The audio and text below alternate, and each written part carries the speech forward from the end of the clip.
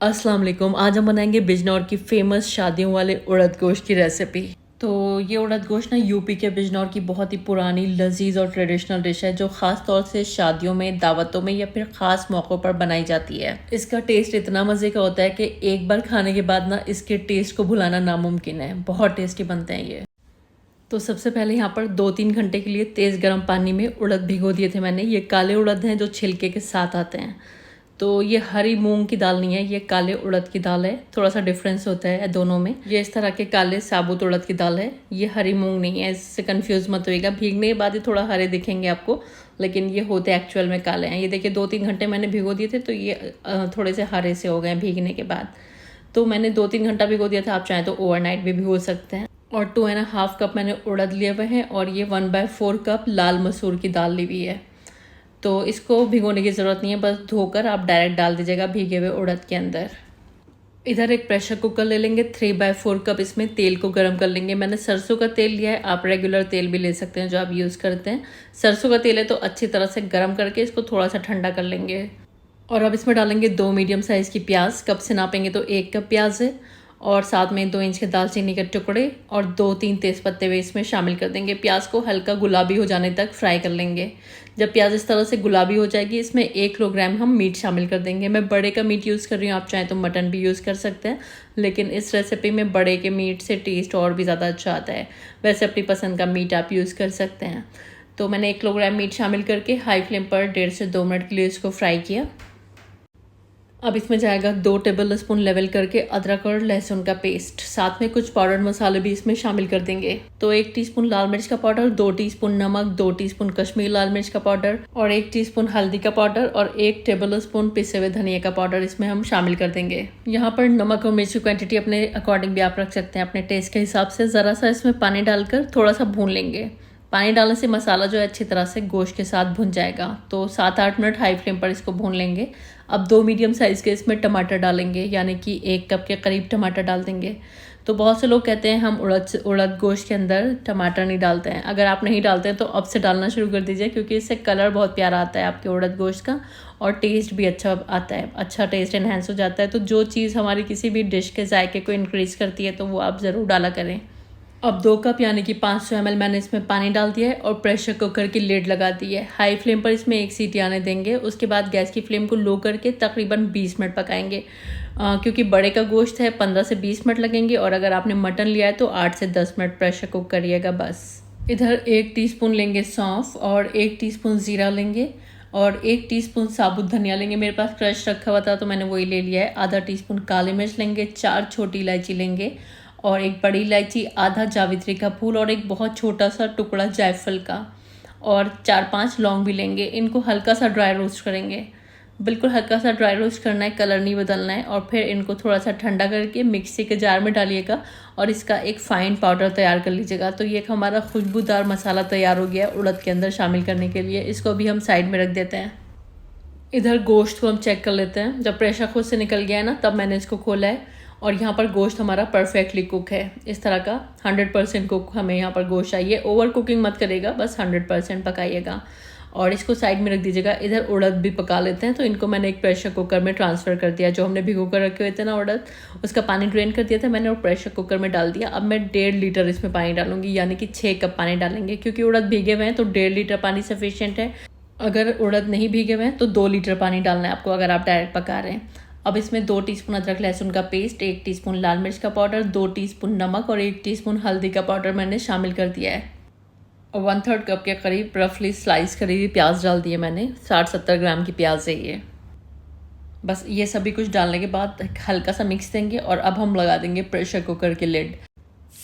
High flame पर 1 सीटी आने के बाद गैस की फ्लेम को लो कर देंगे और तकरीबन 20 मिनट इसको पकाएंगे। क्योंकि उड़द भीगे हुए हैं तो 20 मिनट पकाएंगे। अगर आपने नहीं भिगोए तो तकरीबन 30 मिनट के लिए इसको पकाएगा, 30 मिनट्स।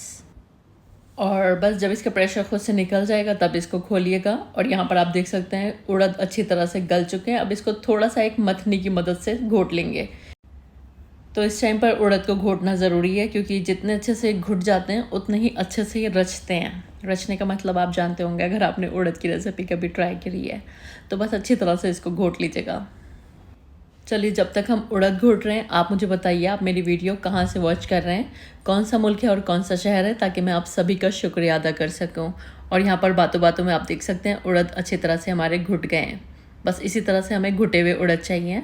अभी हम रख देते हैं इसको साइड में और एक बर्तन में दोनों ही चीज़ों को असेंबल कर लेते हैं। तो एक बड़ा बर्तन ले लिया मैंने, तो इसमें मैंने जो गोश्त के साथ ग्रेवी बनाई है वो हम डाल देंगे, साथ में जो उड़द हैं ये भी ट्रांसफ़र कर देंगे और नीचे से गैस की फ्लेम को ऑन कर देंगे। और अब हम इसको पहले अच्छी तरह से मिक्स करेंगे। और अगर ज़रूरत हो तो इस टाइम पर पानी शामिल कर दीजिएगा। तो तकरीबन 1 कप मैंने पानी डाला है। अगर आपको रिक्वायरमेंट महसूस हो रही है तभी ऐड करना है, और पानी गर्म ऐड करिएगा। और बस इसको अच्छी तरह से मिक्स करिएगा और पकने के लिए रख दीजिएगा खूब अच्छी तरह से। इसमें जब एक खौल आ जाएगी ना इस तरह से, खूब अच्छे से ये उबल जाएगा, तो गैस की फ्लेम को लो कर दीजिएगा और 8-10 मिनट इसको लो फ्लेम पर पकने के लिए छोड़ दीजिएगा। इसी दरमियान जो आपने खुशबूदार मसाला तैयार किया था ना, वो आपको इसमें पूरा शामिल कर देना है। तो ये सारा ही मसाला मैंने इसमें डाल दिया और इसको भी एक अच्छे से मिक्स देंगे, खूब अच्छे से इसको मिलाएंगे और 8-10 मिनट के लिए लो फ्लेम पर इसको पकने के लिए रख देंगे, जिससे कि सभी मसाले, ग्रेवी, गोश्त सभी कुछ आपस में खूब अच्छी तरह से मिक्स हो जाएगा और खूब अच्छे से ये रच भी जाएंगे आपके उड़द। ये देखिए इस तरह की इसकी कंसिस्टेंसी हो जाएगी। बहुत बेहतरीन सी इसमें खुशबू आ रही होती है इस टाइम पर। और बस इस टाइम पर आपको नमक टेस्ट करना है। मुझे कम महसूस हो रहा था तो 1 टीस्पून मैंने नमक और डाल दिया इसमें। आप टेस्ट के अकॉर्डिंग इस टाइम पर नमक को एडजस्ट कर सकते हैं और धीमी आंच पर पकने छोड़ दीजिएगा 8-10 मिनट के लिए। तो यहाँ पर तकरीबन 10 से 12 मिनट मैंने उड़द पका लिए थे और यहाँ पर बेहतरीन हमारे उड़द गोश्त बनकर रेडी हो गए हैं। लेकिन इसके टेस्ट को और भी ज़्यादा इन्हांस करने के लिए इसमें 2-3 चीज़ें और जाएंगी, जिससे कि इसमें 4 चांद लग जाते हैं। वो है जूलियन कटी हुई अदरक, बारीक कटी हुई बहुत सारी हरी मिर्च अपने टेस्ट के हिसाब से, और हरे धनिया के पत्ते। और इस तरह से हमारे बहुत आला उड़द गोश्त बनकर रेडी हैं। बहुत टेस्टी बने हैं ये। और आप चाहें तो इसको एज़ इट इज़ ऐसे ही सर्व कर सकते हैं, या फिर आप इसमें थोड़ा सा देसी घी डाल लीजिए। तो मैंने 2-3 चम्मच इसमें देसी घी डाला था, जो कि इसके टेस्ट को और भी ज़्यादा बढ़ा देता है। या फिर सर्व करते टाइम अपने अपने सर्विंग प्लेट में आप ऊपर से घी डालकर इसको खाइए। देसी घी के साथ इसका टेस्ट पर्सनली मुझे और ज़्यादा अच्छा लगता है, पसंद आता है। और बस इसको मिक्स करेंगे। अब चाहें तो आप इसको एक स्मोकी फ्लेवर दे सकते हैं, जिससे कि एकदम देगो वाला इसमें टेस्ट आ जाता है। तो स्मोकी फ्लेवर देने के लिए सिंपली आपको एक कोयला जलने के लिए रख देना है और जला हुआ कोयला इसके सेंटर में एक कटोरी रख दीजिएगा हल्की स्टील की, और वो आपको प्लेस कर देना है जला हुआ कोयला। ऊपर से ज़रा सा इसमें तेल डालेगा, आधा टीस्पून के करीब, और फ़ौरन इसको कवर कर दीजिएगा और 5-7 मिनट के लिए इसको ऐसे ही छोड़ दीजिएगा, जिससे कि बहुत अच्छा सा एक स्मोकी फ्लेवर इसके अंदर जज्ब हो जाएगा और बहुत बिल्कुल देगो वाला आपका देगी उड़द गोश्त बनकर रेडी होगा। तो ये स्टेप ऑप्शनल है, अगर आपके पास कोयला है तभी करिएगा, वरना स्किप भी कर सकते हैं। और बस यहाँ पर आप देख सकते हैं अच्छा से स्मोक हो गया था। तो अब मैं इसको खोल रही हूँ और यहाँ से हमें कटोरी वगैरह हटा देनी है। बेहतरीन उड़द गोश्त हमारे सर्व करने के लिए एकदम रेडी हैं। तो बस एक बार अगर आपने इस मेथड से उड़द गोश्त की रेसिपी को ट्राई कर लिया तो आप बाकी पुराने सारे तरीके भूल जाएंगे। इतना टेस्टी उड़द गोश्त बनता है ना, बिल्कुल देगो वाला इसमें टेस्ट होता है।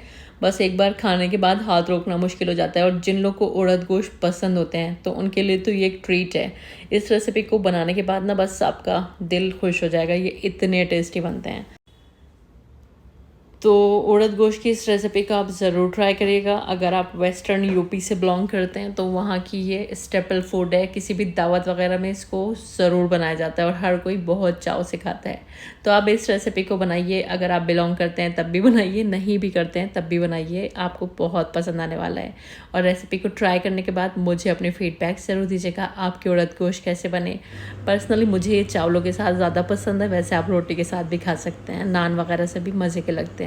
उम्मीद करती हूँ रेसिपी आपको पसंद आई होगी। ट्राई करके मुझे अपनी फीडबैक ज़रूर दीजिएगा, आपके उड़द गोश्त कैसे बने। स्टेप बाय स्टेप आपने इस रेसिपी को फॉलो कर लिया ना तो बिल्कुल देगो वाली आपकी रेसिपी बनकर रेडी होगी।